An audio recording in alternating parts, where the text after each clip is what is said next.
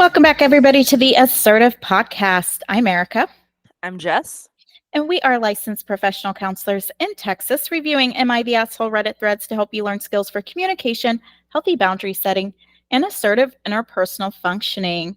We are continuing this week's theme on entitlement with a post titled, Am I the Asshole, or Is My Friend Entitled?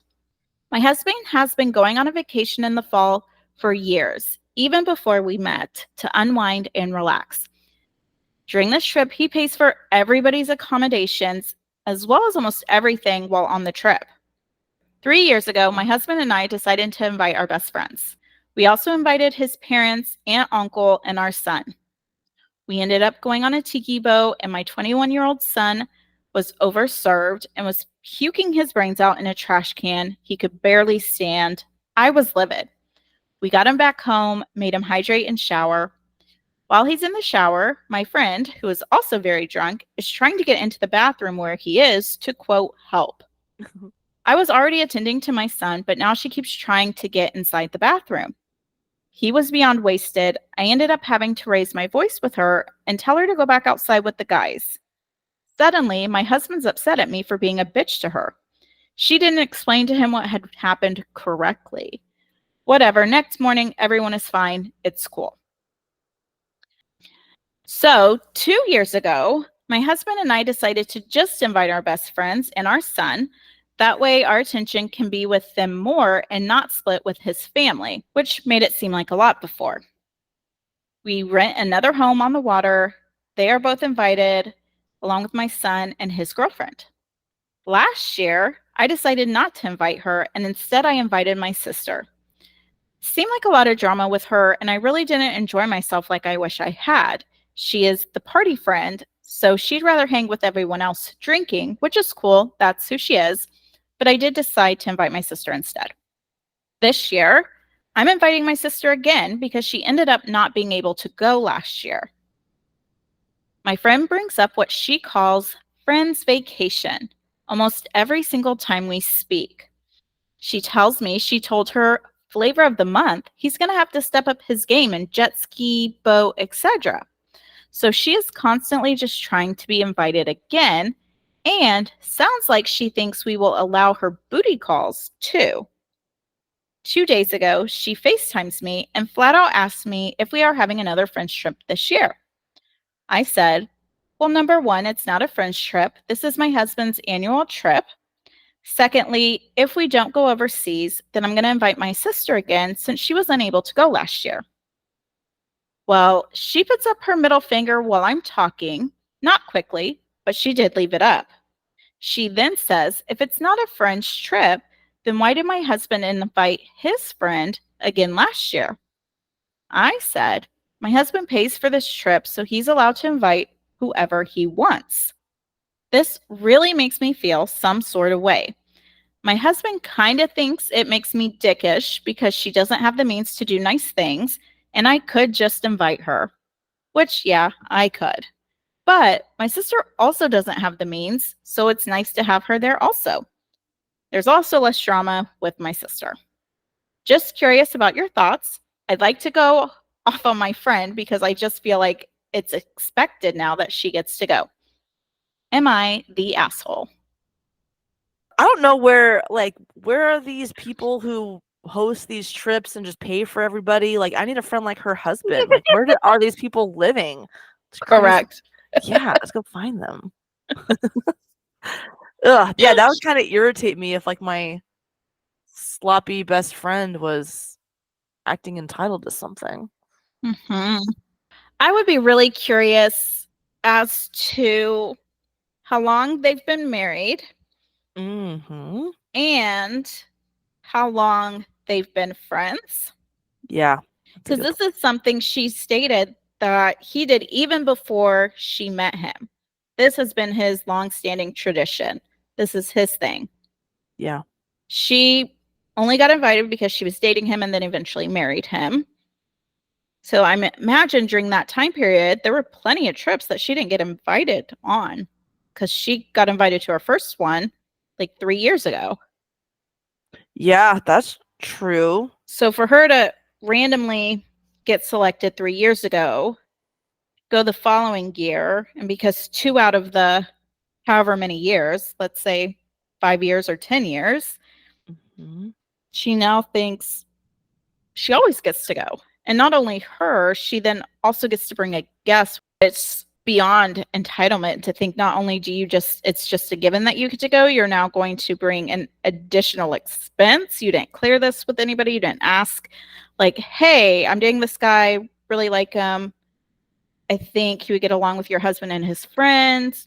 Any chance he could come? What would that look like? More appropriate. Would there be a cost with that? Do we need to pay anything?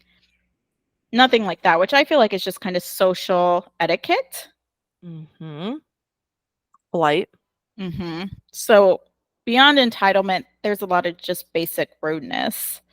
She's really, and like the way that the author's talking about this friend, I don't get the sense that there's like a lot of respect for this Tara Reid type of figure. So like this friend, like a drunken train wreck. It's fun. Such an old school reference.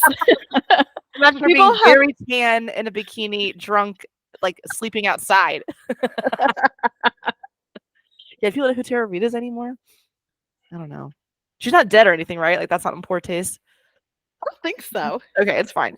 But it sounds like the author maybe has been embarrassed by this friend for like a little while, and maybe has even, I don't know if they've like grown apart a little bit, but I think the author has had like kind of a history of not really being honest about her friends, how her friends' behavior is making her feel. Is my sense of that too. Yes.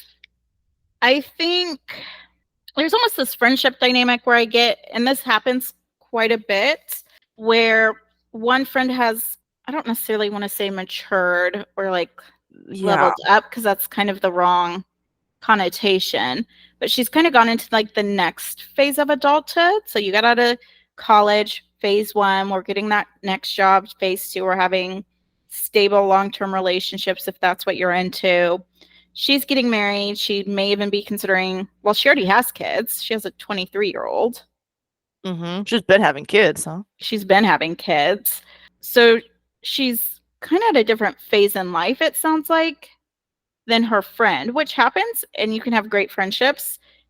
But I think then when you try and take that relationship and transplant that into normal social dynamics, a lot of things get lost. So we have one friend who has a certain level of maybe decorum that's expected, especially on a trip with other people where you're not paying for things. And the other friend who is just balls to the wall with it. And if her son's 23, I'm imagining the author is probably in her 40s. So this is like a grown woman who was just acting ratchet. She having a good time at this trip. Oh boy. Yeah, so maybe she's just a little rowdy, and I don't know. Yeah. She seems kind of the stereotypical loud drunk who's always messy, always starting fights, saying something inappropriate. And she's like crying in the bathroom, hysterical, trying to take care of her son, and her son's like conscious. Yeah, that probably was a whole shit show, wasn't it? Yeah. But I think it does change the dynamic of the relationship for the author if she feels like she's having to babysit her friend when her friend gets intoxicated. Yeah. She's already babysitting her son. So she's literally like, wow, I have another kid here. And she sounds like she just kind of wants to lay back, chill, relax, and kind of just have a laid back vacation. So almost sounds like a different vacation style, whereas maybe this is the only vacation the friend goes on to, so she's completely letting loose because this is her only opportunity to do so, and she gets a bit carried away. Yeah. And I feel like I talked mostly with early to mid 20-somethings. I have a lot of conversations, or maybe they have friends from high school and college, and there's kind of like growing in different directions. I think there could be a lot of like guilt and confusion that comes with that. And I could just say, like, you're allowed to grow, and friends can be seasons. Like, nobody says that you have to continue to invest in this friendship. And if you feel like you guys just aren't, vibing anymore, this is feeling like work, nobody says that you have to continue with this.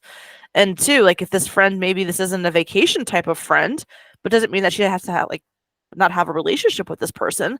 But I think she needs to be a little bit more honest about how they're going to continue to like relate, Mm-hmm. because they obviously have different agendas when they're traveling together. And I think it's okay to say like, hey, I just have a different kind of vibe on vacation. You got a lot of energy, and that's fun also. And we're just in a different vibe, so I'm gonna go ahead and go with my sister.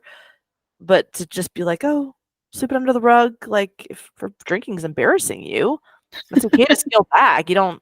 It's okay to tell people no. It's not Mm-hmm. hateful or mean. But I think, Yeah, and people were about hurt people's feelings, which I get. Um, but yeah, limits are not unkind. They're needed for a relationship. absolutely. If the There's author was your client, what would you tell her to do? I would tell her to be more direct. I would maybe even look at a lower scale, lower cost vacation option. Oh, like a girls' trip or something where they'd be able to Hmm. go have fun like that?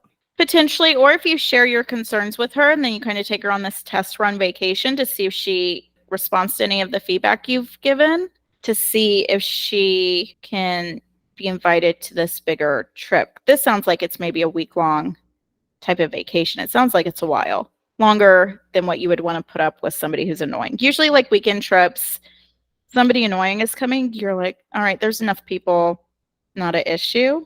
Mm-hmm. But if it's like a week, that's really stretching people's tolerance window there.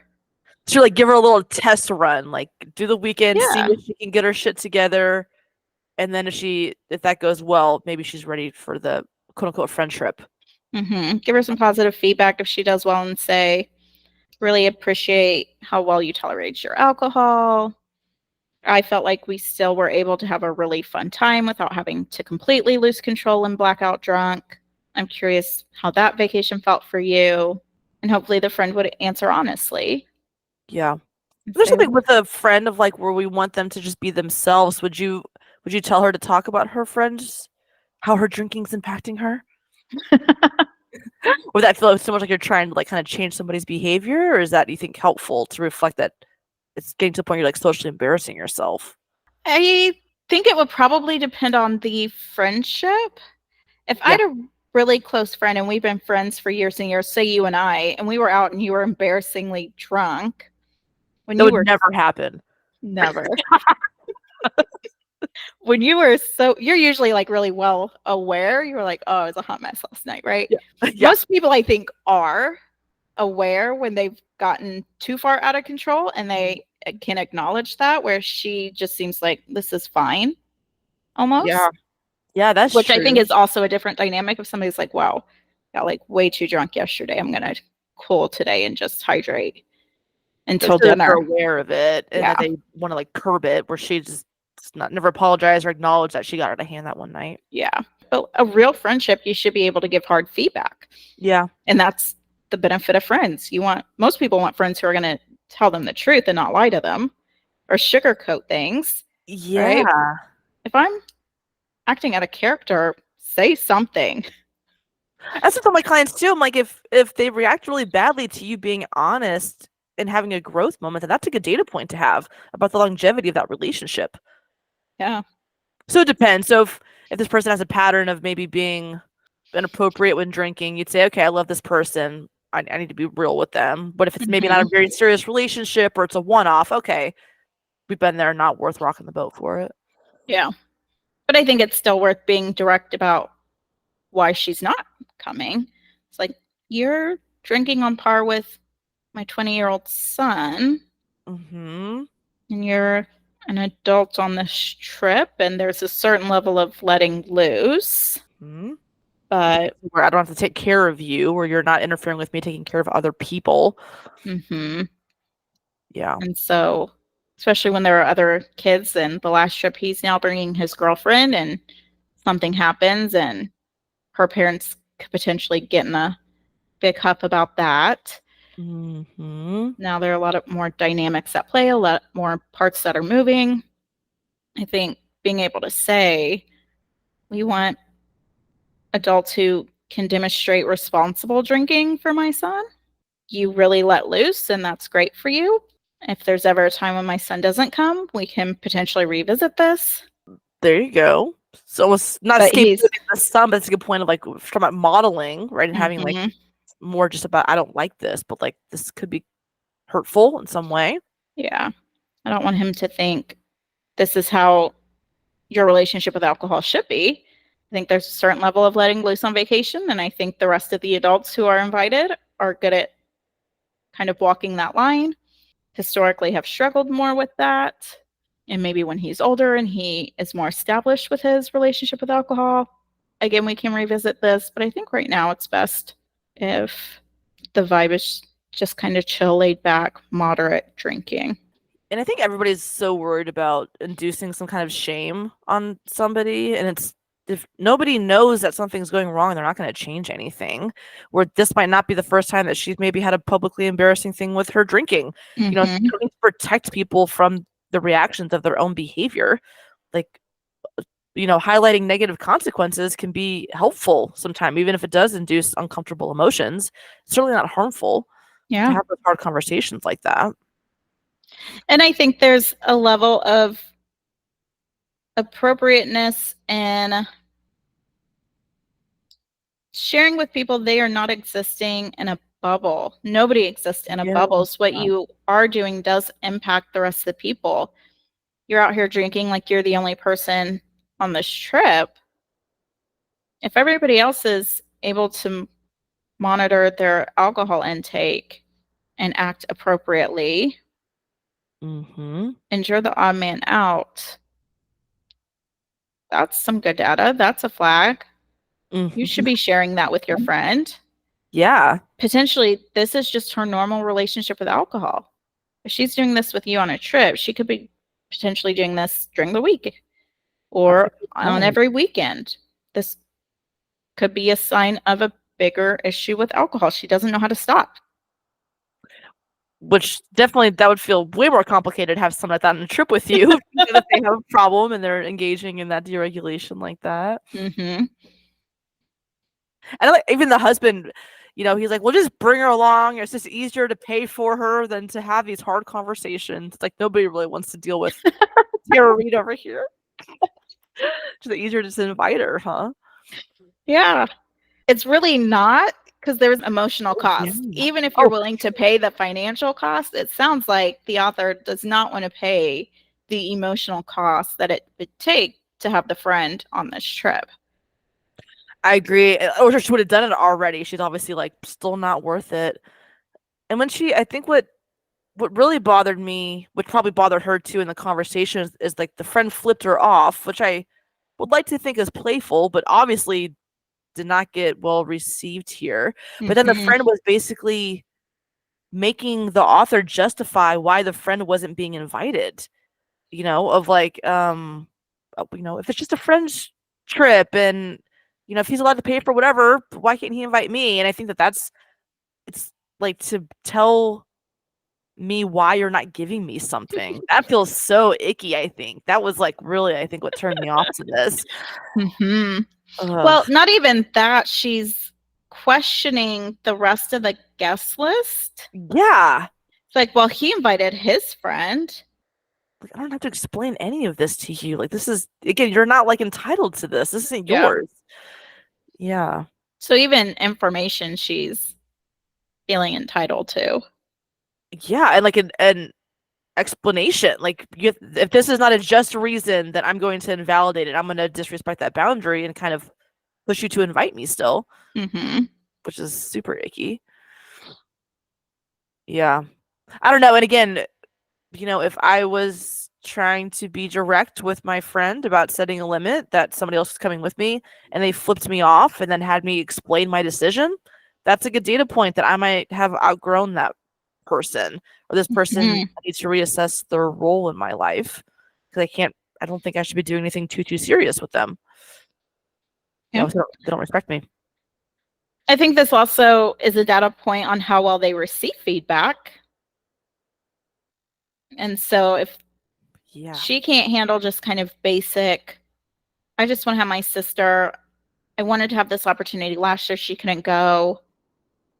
So I'm going to invite her again this year because I'd like to experience this with her. That's a completely valid reason.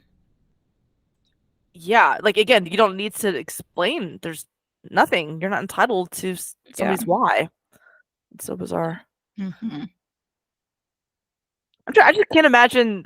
I was like trying to imagine, like, okay, one of us had done this to the other person. Like, you invited yourself on my trip. I don't think either one of us would ever do that. But I'm really trying to imagine if you were to invite myself, I'd be like, I don't. I would be so caught off guard. I don't think I like entitled people. I would not be likely to have a person like that in my friend circle so much. No. Yeah, I don't know. I mean, I'm all about. I'd say the mantra a lot of like, you don't owe them anything. I think there's I mean, maybe like a parent child, or I think if you're gonna have a kid, I think that you that The kid parent to the child. yes, the parent needs to take care of the child, right? Aside from that, you don't owe anybody anything. So if you tell somebody no and they're demanding the why of the no, you don't have to explain that to them. Hmm. Um No is a complete sentence.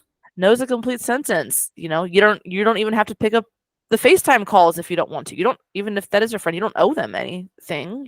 That's not how relationships work. Leverage, so that's, I don't know, Yeah, way overstepping here.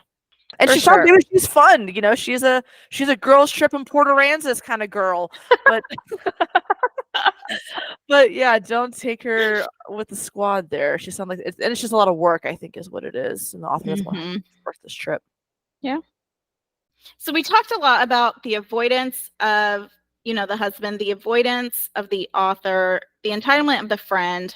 This is maybe my most frustrating thing with Reddit, as much as I love all of the opportunities they give us to dive into real life scenarios of shit that happens all the time. Yeah. I feel as though people want justification and permission to do dysfunctional shit. Her last line is, just curious about your thoughts. I'd like to go off on my friend because I just feel like it's now expected.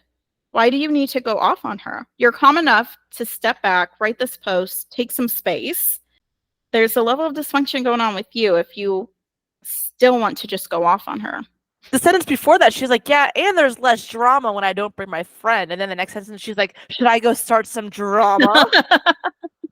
Like, yeah, you're right. She's obviously not like caught in a moment of like anger, impulsivity, but she's about to voluntarily go like rev it back up and blow up when she can totally choose not to. Yeah. I think there's an assertive way to address this. The friend will respond how the friend will respond. She will either be receptive to that and kind of be calm, cool, and collective. She'll become defensive and become really aggressive or passive aggressive. Yep. Which kind of the slow flipping off is some passive aggressiveness there. You have about a nonverbal and just to never talk about it. Confusing. Mm-hmm. I think I personally would probably call that out. I think that would really trigger my petty side that I struggle with from time to time. Most of the time I can keep her in check, but every once in a while, petty Betty comes out. Mm-hmm. But if I saw somebody like almost like opposite of slow clap, right? Slow flip me off. I'd be like, this is exactly why you're not going. I'm setting a limit. I don't owe you an explanation. And your response is to flip me off instead of just saying, I appreciate the consideration. Yeah. Or, oh, I'm disappointed. Or, yeah, nobody's talking about that. It's like, this is the type of childish shit I don't want to deal with. This is exactly why you're not going. Look in the mirror, bitch. And I was about to say, I don't think that's petty, but yeah, at the end there, you got it at the very end. But I thought that was direct. It's a good balance. It's a good balance. Look in the mirror. When I think, we just finished our episodes on the 6 core emotions, and we talked about anger. But the point of anger is to give you a voice. And so this author's saying, I'd like to go off my friend because I just feel like it's now expected. Which so if this author was my client, I would say, yeah, I think you're mad because I think your body's letting you know that you need to set a boundary and have a difficult conversation here. And so I wouldn't, that whole I want to go off, I would lean into that because I'm like, I think that you were right in that urge to communicate. And so I would encourage that client to like, why you're feeling spicy, let's write down what you want to say. We'll sleep on it. And then we'll actually tell that person the next day once you've had time to cool off. Yeah. But she definitely does need to set limits there. It's not like she's less worried about the relationship ending too. She feels like she just wants to go off. So if you're not worried about damage, speak freely. Hmm. We don't want to hurt people. Potentially could be for two reasons. One, we're just not invested in the friendship anymore. Or two, the friendship is actually solid enough to tolerate this type of assault, for lack of a better word. Mm-hmm. Right. So really strong friendships. I know, like I can say some shit. You're probably gonna be pissed off at me for a little bit, but then We'll it's get gonna be there. okay. Yeah. And Where both if, people, even if the author called the friend out, that might be perceived as an offense, but the friend flicked her off, so that could be perceived as an offense. So I mean, they both have making boo boos on mm-hmm, this. Mm. yeah. So who do you think is the asshole? You think the friend's the asshole? I think the friend is definitely an asshole. Mm-hmm. I think just the level of entitlement, not only that it's just a given that she gets to go, she's inviting her flavor of the month, as the author called it. I love that, Um, by the way. That's hilarious. and just kind of assuming he's invited and then telling him to get ready. So it's not even she's thinking it, she's gone the extra step to say, hey, there's this trip and you're going to come. Like, you're not even invited and you're inviting people, Oh, embarrassing. which I imagine may be part of her emotional stress. Is now she's extended this invitation and she has to go back to him and say, oh, we're not going, and Oh, explain yeah. why. So she's Mm-hmm. going to have a little bit of egg on her face for that, which socially appropriate. You acted out of social etiquette, and that's what happens. You end up with egg on your face. Mm-hmm. When we talk about like appropriate guilt and shame, that's appropriate there. Mm-hmm. We throw eggs at you. If only. If only we could just solve things in society that easy. Ugh, I know. Bring Just some shame stuff back. people. Yeah, the good old days, huh? Just bring him in the middle of a town square or something, throw stuff at him. The glory days, huh? Man, really good uh, behavior modification. I think the author is assholing it up a little bit as well because she's not being direct. She's kind of beating around the bush with this. I think she could potentially solve some things if she just shoots it straight. Mm-hmm. I think the husband, while maybe not an asshole, definitely conflict avoidant, where it's just easier for him to pay the money. But I do think that makes him a bit of an asshole as a spouse to not understand your wife does not want this person Yeah. here. This is going to cause her stress. She's not going to enjoy her vacation. And it's not really supportive for you to tell her she's being dickish and just bring her anyway. Yeah, I like think you're role kind of, play some of yeah, that. I think Mm. you're missing the mark here with your spouse. And again, she's probably making him read between the lines like she's making the friend do. Mm. But after however many years of marriage, you should be able to know, like, if she doesn't want somebody to come, it's probably for a good reason.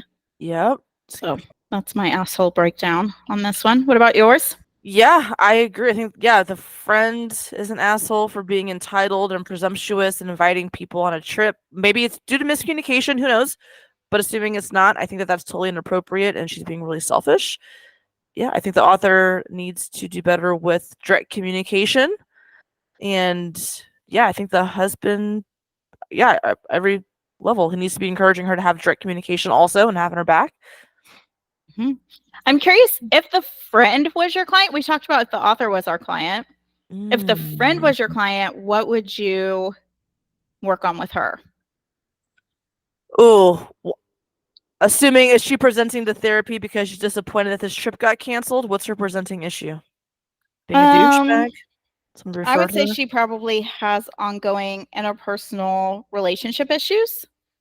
Maybe Mm. some financial stress. They say she doesn't have like financial means to do things. So she's showing up in therapy for everyday type shit. Seeing her for a while, she comes in one week. You're like, what's up? What's happened this week? She's like, I go on the trip with my friend every year, and now she just disinvited me. She's such a bitch. I'd be like, well, Tara, I think it probably is like, what do you think's going on there? Is probably I would probably have them be curious about that other person's reaction.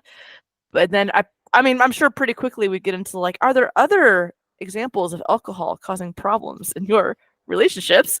So you probably have to talk about some substance use, and then probably overarching of like, is what you're wanting out of your work life in your personal relationships, is that playing out as you had hoped? And if not, are you contributing to some patterns that are getting you outcomes other than what you want? And how can we make some changes there? So some motivational interviewing, I guess, is what I would do towards Mm-hmm. like having a little bit of ownership. Um, and then, I guess it depends again on how close. Maybe I would coach her through a conversation of like, I think maybe clarify with your friend that you maybe were operating on some assumptions. Maybe you're feeling embarrassed and disappointed about that. I think it's okay to talk to her about that and to say that you really had a good time and you hope to be invited in the future. And if not, you hope that maybe you have like a girls trip. So talking through some kind of repair also, if she was open to that, probably. I like that. What would you take with if Tara showed up to your office? I like your perspective. I think maybe one thing I would add in is ask for feedback. If our people in our lives aren't direct by nature, open that door for them and say, I'm curious if there's a specific reason, if there's any feedback, if anything happened on the prior trip that affected this decision. Is it simply that you just want your sister to come? But I'm open to feedback on how the past trip went and if there's anything I could do to increase the possibility of me going on future trips. Kind of like I would encourage my clients if they didn't get a job, like reach out to the employer and ask for some feedback. Could be some room for growth there. We can do that in our personal lives as well. So I think I would encourage her to do that. I think I would probably explore her assumptions that contribute to the entitlement and say, tell me why this seemed to be a friend's trip. So kind of the questions I had asked earlier, I would be asking her, like, how often do they go on these trips? Oh, okay. For how many years? Oh, the last 15 years. Oh, okay. So 15 years you've gone on one, two. It's like, is there a reason why? That's a fairly small percentage. Mm-hmm. What did she say something that led you to believe this was going to be an annual thing for you? We know it's an annual thing for them. It has been for the past 15 years. This is new to you. Did she send mixed signals? Were we just hopeful and we jumped on that train and rode it all the way to plan making? Woo woo. I don't know why the visualization of that just captivated me. Kind of like going sorting through of like, how did you come to were you jump into conclusions? How do you come to these assumptions? And are you doing Are this? there other thought errors at play versus just entitlement? It comes off as Mhm. entitlement. Maybe it is just assuming. Yeah, and if the author was my client, I might say, I wonder if she's misunderstood. I think having a spouse who pays for a bunch of people going on a trip is probably rare. Maybe she doesn't really understand the situation going on there, or again, I'm giving a lot of grace here. Maybe the person knows very clearly what the situation is. I don't know. But just the fact that like a friend's trip and stuff, I'm wondering if like maybe she doesn't really know how all that's coming together too. But all right. I like it. Anything, I guess, summarizing here, talked about, yeah, be assertive. Friendships don't have to last forever. If you're setting boundaries and talking to somebody and they're rejecting feedback or, getting defensive or mean, that might be somebody you need to reassess your relationship with. What else? Any other high points there? Be direct. I think there's value in that. Good friendships can take a few hits and survive. Mm-hmm. They're built solidly enough. And if they're not, and that breaks the friendship apart, then that gives you data on what that friendship was actually built on. Mm-hmm. Can be appropriate to make other people aware of their behaviors, especially if it's antisocial or embarrassing. Being a good friend is helping your friends stay within the lane of norms that society has going on at that time. Yeah, you have to protect them from their feelings. I Yes. think that's probably it. Mm-hmm. All right. That's what we have for you guys on this one. As always, we'd love to hear your thoughts and feedback. You can send them via email, assertivepodcast@gmail.com, or find us on Instagram @assertivepodcast. Until next time.